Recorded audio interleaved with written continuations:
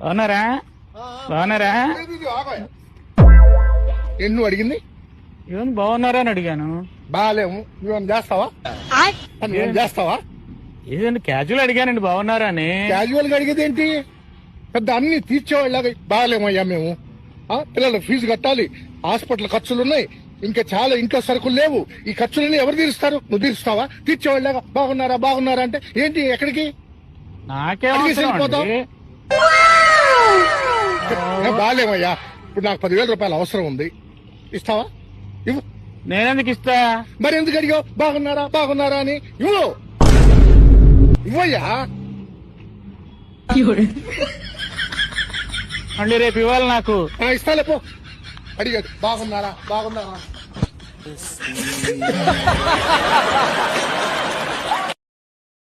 Download ShareChat.